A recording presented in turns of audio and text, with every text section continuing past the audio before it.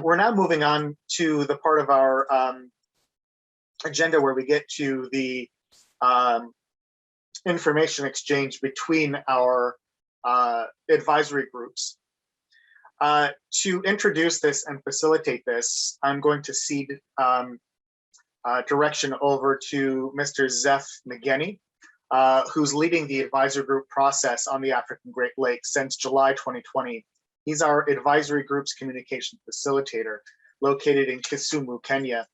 He's been doing an absolute spectacular job. Zeph, in his position, ensures regular enhanced communications and transboundary information exchange amongst the freshwater experts. So this not only includes the information between members of each of the advisory groups, but also between advisory groups throughout the region. He has quite a background working on numerous transboundary water issues, including the Nile Basin transboundary wetlands. He's worked for numerous entities throughout Africa, including Wetlands International, East Africa Wildlife Society, Center for International Voluntary Services, Victoria Institute for Research and Environment and Development International, and the list goes on and on. But really, he's versed in biodiversity conservation, transboundary water, and once again, he has been a complete gift to ACARE and really running the advisory group programs. So hopefully I won't get his head too big. And I introduce to you Zeph Mgeni to then introduce to you the Lake Victoria, the advisory group groups of the African Great Lakes. Thank you, Ted, for the wonderful introduction. And thank you all for joining the 2021 ACARE annual meeting. I'm glad to have you on this session. As Ted has introduced me, I'm Zeph Mgeni. I'm currently based in Kisumu, and I've worked with ACARE for over a year now, almost 2 years, facilitating communication and information exchange between the different advisory groups and leading different activities that have led to what we're seeing happening at this meeting today. So our next session is going to be presentations from the African Great Lakes advisory groups, and we have 6 advisory groups.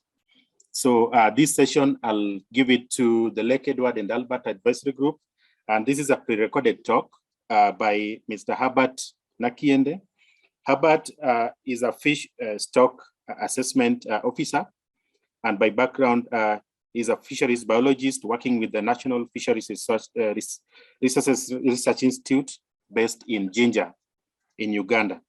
And he's also the co-lead for Lake Edward and Albert Advisory Group. I think so far he's about 4 months old in that position.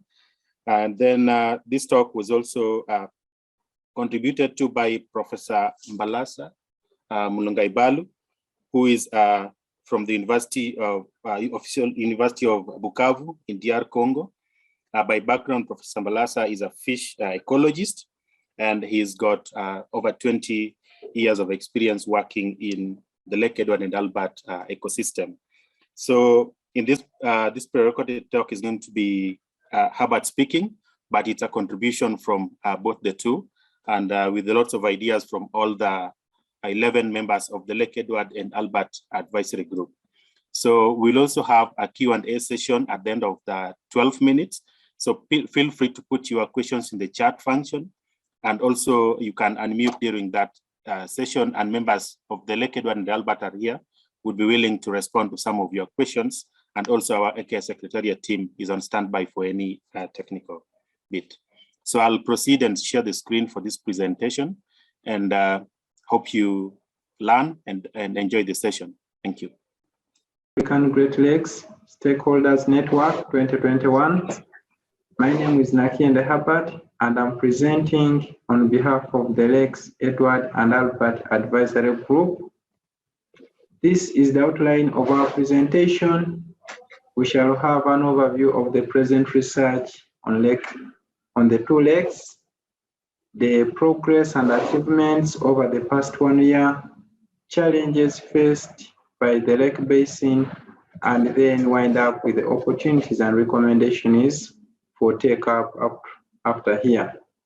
To begin with, Lakes Edward and Albert are the two lakes which are some of the lakes found in African Great Lakes region, specifically within the western arm of the Rift Valley, and both lakes are shared between the two countries, Uganda and the Democratic Republic of the Congo.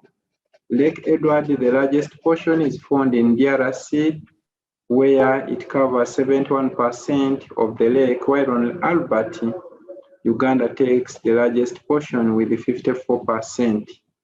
The two lakes are very important and they are known for their high level of diversity in terms of aquatic species, which range from fish and also other organisms such as macroinvertebrates. The lakes are important for economic development within the region, and specifically they provide employment, income, food security to the lakeshore communities, and it is estimated that around 12 million people living within the basin benefit from the fisheries and other resources within both lakes. Edward and Albert specifically are also important in terms of modulating and regulating the regional climate, and there are also prospects for oil, gas, as well as cage fish farming, which provide opportunities for the lakeside communities to benefit from and improve their livelihoods.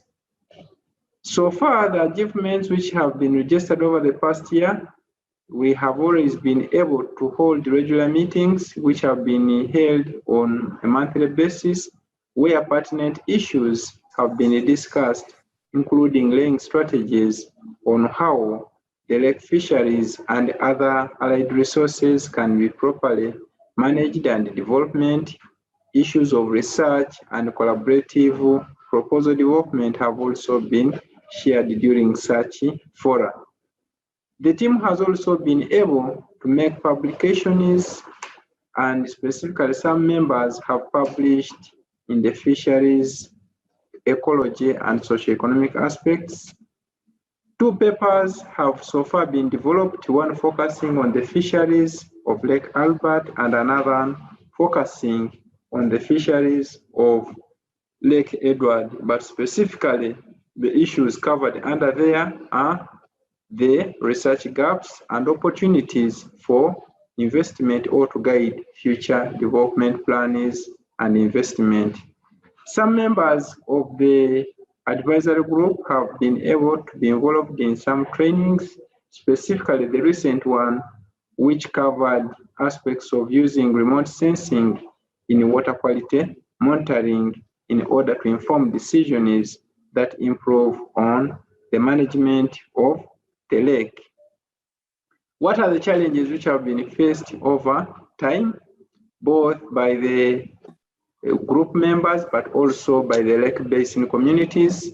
We experienced flooding, which resulted also into increasing water levels, and this one specifically affected the lakeside communities who were displaced from some of the areas where they used it to reside.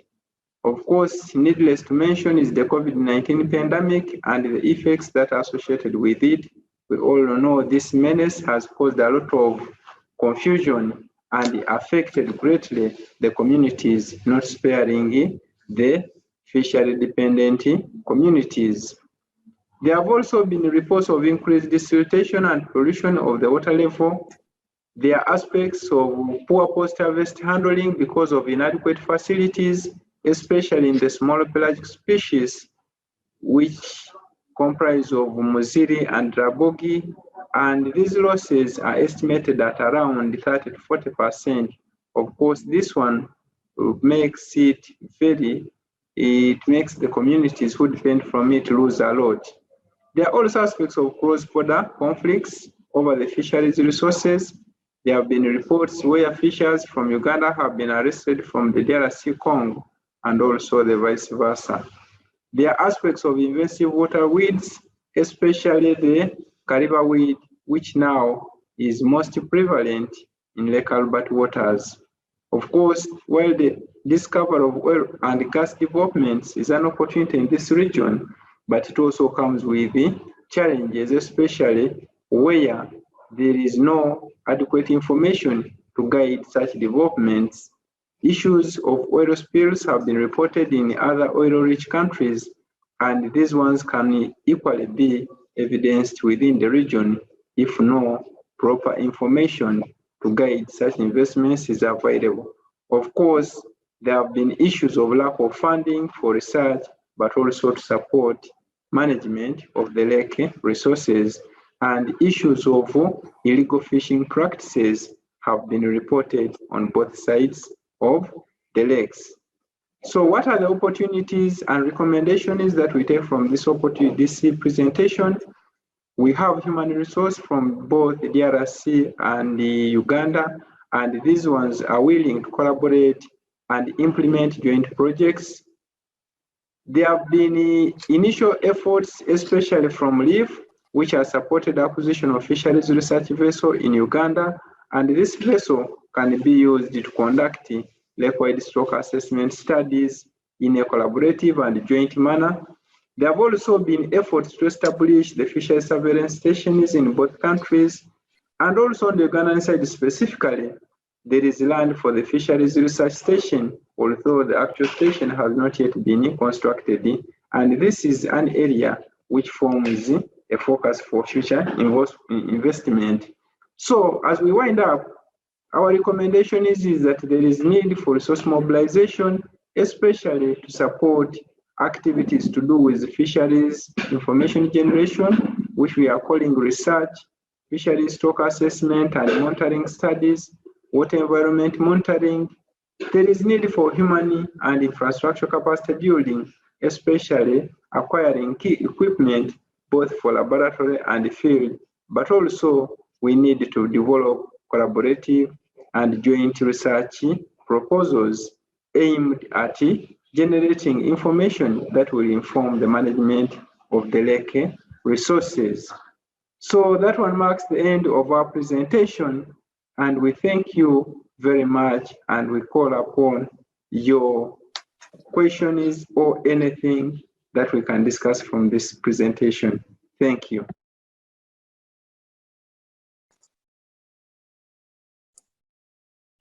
Thank you for listening to the presentation by Herbert from the Lake Edward and Albert Advisory Group. We have 5 minutes to respond to any question that one may have. And we can also use the chat function to respond to some of those, as I've seen happening very well in here. So any question that someone might have, please raise your hands and you can shout it to the floor.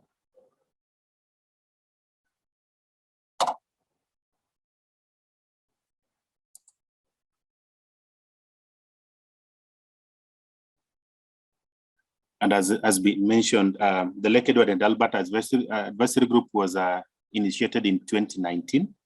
And so they're about 2 years old with the milestones that they've achieved.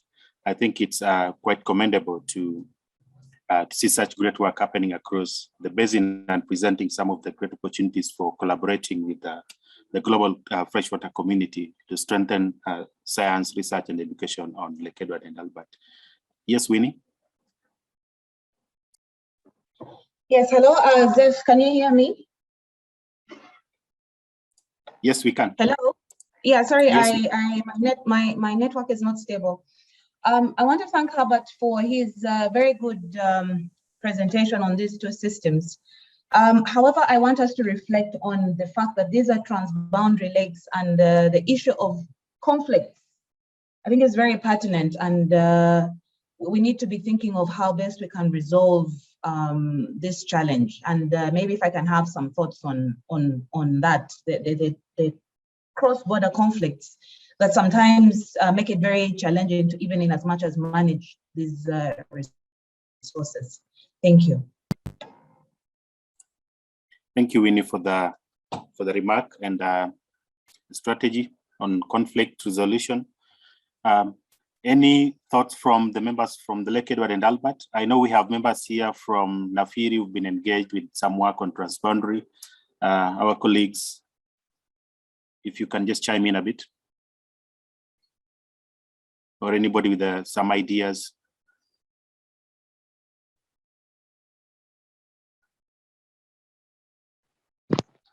Thank you, Dr. Winnie, and also thank you, the moderator. Thank you, everybody, for this opportunity. My name is Naki Herbert, and I'm sorry for joining late because I've been working on something which had a deadline today. However, about the bilateral, those cross-border conflicts, these are issues which are real, as it has been mentioned almost every time and again, when we know very well that shared lakes have no distinct boundaries, and even ourselves, we experienced it recently when we were undertaking some survey where we found ourselves on the other side of the lake by a few meters, and we arrested on the side of DRC. However, what saved us, we informed them we are doing research and we are undertaking activities which are supported by leaf, and those people had known leaf, so we were released. However, fishermen are always facing it, and these ones cannot easily explain themselves. However, under Leaf 2 project, which is ending this December, there have been efforts to ensure that there are some bilateral agreements and frameworks through which such issues can be handled, and how these ones can be sustained remains again another question, because usually when projects end, then such efforts sometimes they break down, and maybe as a team on this fora who are attending this meeting, we can provide some thoughts, but that's what I wanted also to highlight for now. Thank you. Thank you, Herbert. I see Dr. Okunya's hand up, please.